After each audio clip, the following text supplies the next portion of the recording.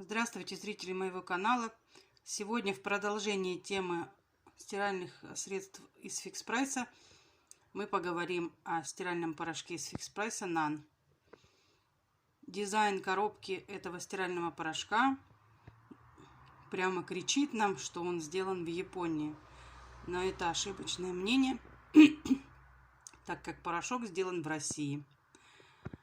Но говорят, что по японским технологиям, что это тот самый старый None, который многие из нас знают и пользовались. Это порошок-концентрат, аналог 7 килограмм. То есть здесь получается 700 граммов, по-моему, аналог 7 килограмм. Вот. Что нам обещает производитель? Давайте посмотрим.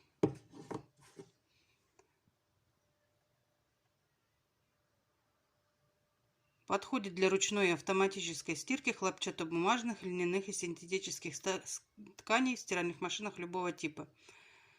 Состав: 15-30% фосфаты, анионные павы, мыло, неоногенные павы, энзимы и непонятная аббревиатура, я не знаю, что это значит. В общем, состав неплохой, мне только смущают фосфаты, потому что они вредные для природы и могут вызывать сухость кожи. Энзимы есть даже, вот как бы должно удалять пятна.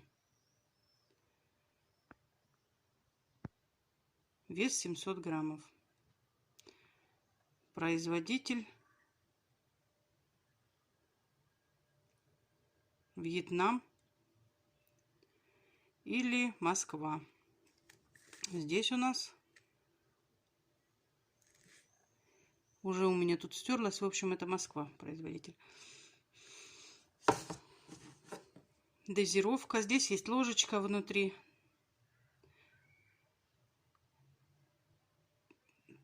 На 2 килограмма получается 1 ложечка. Но здесь написано 15 грамм на 2 килограмма, а в ложечке где-то граммов 8. То есть получается 2 ложечки на 2 килограмма. Экстракт. Экстра концентрация 1 к 10. Пятновыводитель и кондиционер. Вот. Сейчас покажу внутри. Такой порошок с гранулами такими голубыми. У меня почему-то не показывает, что они голубые, они как черненькие, они голубые гранулы. Ложечка, написано 15 миллилитров. Такой порошок. Опыт стирки. Очень хорошо стирает шторы.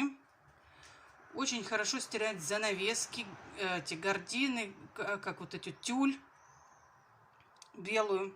Очень хорошо выстирывает. Хорошо выполаскивается. Этот порошок, этим порошком можно стирать куртки.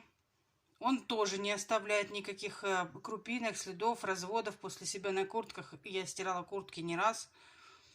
Очень хорошо стирает куртки. В принципе, он неплохо стирает, но вот здесь написано, что энзимы выводят пятна. Вот пятна не особо он выводит. Ну, такие обычные для порошков пятна, как томаты, ягоды, обычные порошки такие химические выводят хорошо. Здесь нет. Вот ближе к гелю.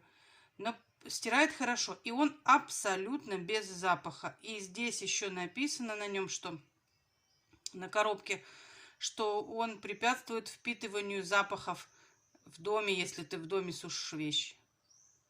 Или в квартире. В принципе, я не замечала, чтобы какие-то запахи впитывались в одежду. Допустим, там что-то типа жареной рыбы. Когда жаришь рыбу, бывает, впитываются запахи. Ничего такого нету. Но я им особо много вещей не стираю. В основном стираю кухонные полотенца, верхнюю одежду, когда там прям приличные загрязнения могут быть. И